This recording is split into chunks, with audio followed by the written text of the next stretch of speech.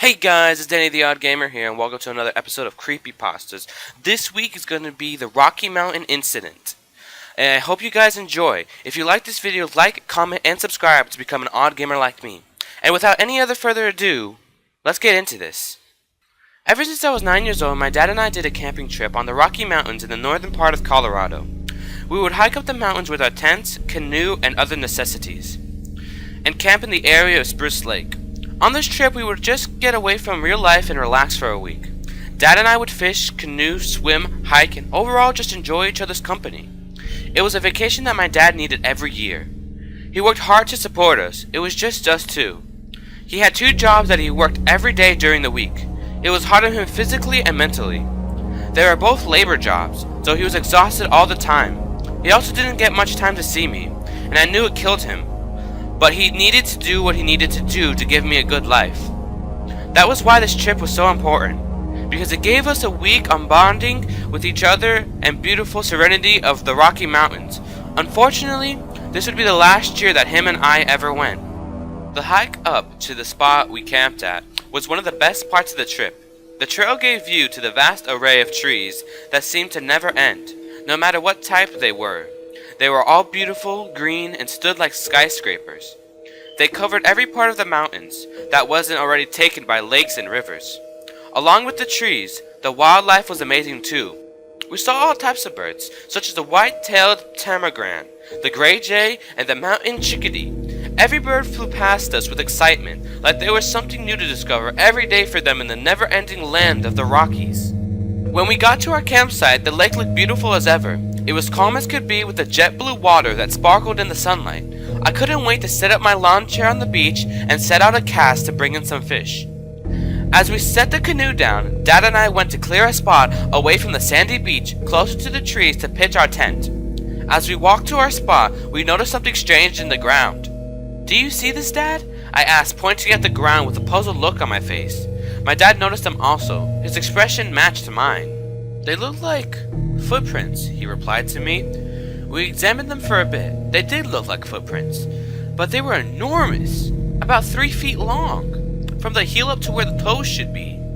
The prints looked normal, other than their gigantic size.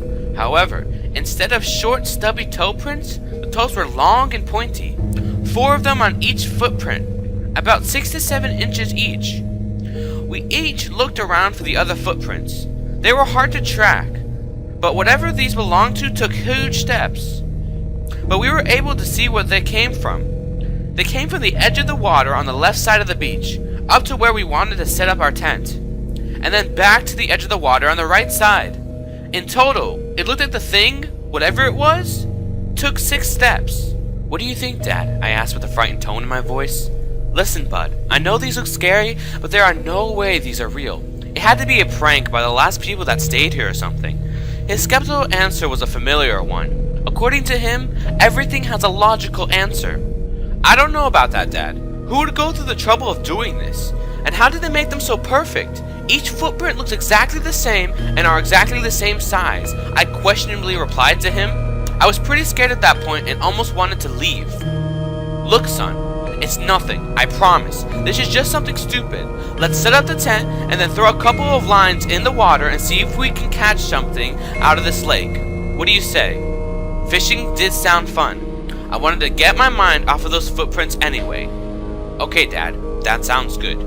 We got our tent set up and then proceeded to casting into the lake. I got a few bites, but I wasn't able to hook up. While Dad got no action at all, after a half hour or so, he had a grumpy look on his face and looked extremely bored. "I'm gonna get a fire going and start cooking us some dinner. Any preferences?" he asked me. "No, just whatever you're feeling. If things keep up this way, I'll be providing the real food for this trip." I set another cast and started reeling. "Oh please, Mr. Big Shot, you haven't even pulled in a fish. A few nibbles don't count for anything," he replied with a giggle. "Oh, you just wait. I'll catch us something big soon." As Dad headed from the water, 2 men appeared from the woods. They were average-sized guys in what looked like their mid-40s. One had scraggly brown hair and a full red fire beard. The other one was bald with a soul patch. "Howdy, fellas," Soul Patch greeted. "How you two doing?" "Pretty well. How about yourself?" my dad replied. He walked over to both of them and shook their hands. "My name's Jack." My name is Roger, Soap Patch told him. He gave Full Beard a nudge. And this is Arnold. He gave him a nod and then turned his head and spit out some tobacco. You guys doing a little camping? My dad asked them. Sure are, answered Arnold, spitting out some tobacco. We just wanted to say hi and get to meet you guys. We're just back on the trail a bit, on the other side of those trees. Roger pointed to where the wood sticks out all the way to the water and divided the beach. We always check over here to see if people are camping. One time a family was staying where you all were. We decided to do a little hiking and come over to check out this side of the beach. We nearly scared them half to death. Thought the father was going to hack us up with a knife. Anyways, we don't like to scare people. So just letting you know we're all here. Well, that's good to know. Tomorrow you guys should come over and hang out. We could enjoy the company, offered my dad. He gave them a nod of approval as if to say we were friendly enough. Yeah, you know what, Jack? That sounds good. We'll do that, Roger replied happily. He then glanced over to me. Oh, sorry, we didn't catch your son's name. Dad glanced over at me and then motioned his head towards them. I got up off of my chair and came over to where they were all standing. I'm Dave, I said, extending my hand out to shake theirs. Sorry, I was just a little distracted with fishing. That's quite alright, man, Arnold reassured me. We're gonna go set up and cook some dinner. We'll see you out tomorrow then? Sure thing, my dad answered, then started to turn around when they glanced toward the water and saw what both me and my dad had forgotten about. A look of confusion came upon their face. They glanced over at each other and then looked at us. Yeah, we were confused too. We just think it's some stupid hoax or something, my dad responded. Not what I think, I told myself. Wow, we will have to snap a picture of these. See you guys tomorrow, Arnold said. And with that, they were gone. My dad went back to getting the fire going and I went back to unsuccessfully fishing. After eating dinner and coating ourselves with a good layer of bug spray, they were awful at night. We decided to sit on the beach and watch the sunset. The sun setting behind the mountains was an amazing sight. The vivid color in the sky was astounding. The blending of orange and red from the sun created a beautiful purple lining just above the setting sun. I didn't get to see the purple in the sky except when I was in the mountains. When the sun finally set, all we were able to see was the twinkling stars in the sky. How about a nighttime canoe ride? My dad asked me. I gave him a quick nod of eagerness. We went and dragged the canoe to the water and hopped in. We began paddling out into the water. It was calm as could be. A perfect night for canoeing on the water. You know, Dave, you're almost 16. We have to start looking for a car for you, bud, he said to me. I was surprised that he brought this up. Dad, I know that things are tight. They've always have been. You don't have to shell out money for a car. I can manage, I said. Just knowing that you've been even considering, it makes me happy. Haha, you're right, buddy. My dad bought me a car, and I'm going to do the same for you. I've been saving up. We'll be able to get you something decent that runs. I started to glow as a grin appeared on my face. Are you serious, Dad? I don't want you to overextend yourself. We'll more than manage. Don't worry about it. Besides, you'll be getting a job when you turn 16. You're going to need something to get you to and from home. I honestly didn't think he'd be getting me a car. I was so excited. The cars I've always wanted started racing through my mind, but then my thoughts were interrupted with what started the horror of our trip. There was all of a sudden a flash of light, like a camera flash, except it covered the whole sky. It was completely blinding. My eyes burned and started to tear up. I closed my eyes and shielded my face with my hands. The flash lingered in the sky for about a minute and then finally dissipated. Dad, what's going on? I was completely shocked and terrified. I have no idea, my dad said. His voice was monotone. He was more shocked than I was, just staring at the sky trying to figure out what it was. I could see him thinking, trying to make sense of what just happened. I couldn't think of a single thing that could have done that. What would cause the whole sky to flash that bright? It seemed like he couldn't think of anything either. Let's go back to shore, he said. There was a panic in his voice. We started hurtling, paddling back. As soon as we got on land, we dragged the canoe onto the beach, and we set it down in place. Then there was another flash in the sky. I again closed my eyes and shielded my face. Dad, I said frantically. Now I was completely horrified. My heart was racing. I wanted to be gone. Let's get in the tent, my dad said. He seemed just as panicked as I was. No, Dad, I want to leave. Please, can we go? I hysterically asked. We can't leave here in the dark. It's not a straight shot back to the car. We'll be hiking all night and probably get lost. Too many divides in the trail, he replied. I was glad he was thinking critically. Let's get in the tent.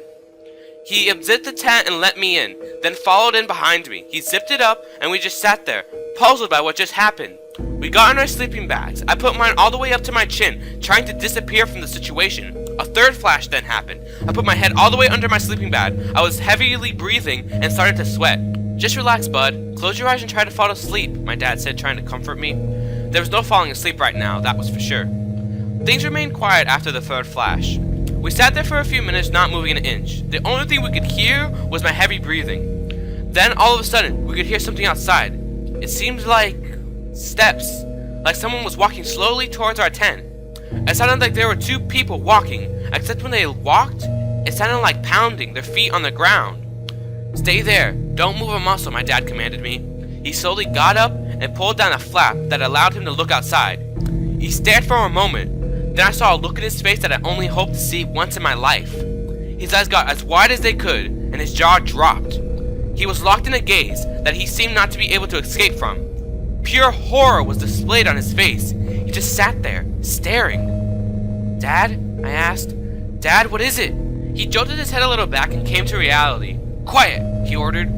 He was talking in a whisper now. "Don't move at all." He closed the flap, and as slowly as he could, he scooted back to where I was. The footsteps were getting closer. My heart was still pounding. All of my hair stood up on my body. Sweat continued to drip off of me. I was frozen. All I could do was listen to the steps. The hammering steps coming to our tent. They stopped in front of us. The tent then began to slowly unzip. My dad grabbed me in his arms, protecting his only child. The tent wasn't fully unzipped, but I was able to see what was staring in at us. I will never forget the image that was burned in my head that night. It was not human. The things were maize yellow and massive. From what I could see on its face, it was scaly and as green as the forest. Its breathing was wheezely, as if there was a permanent amount of plenum in its lungs.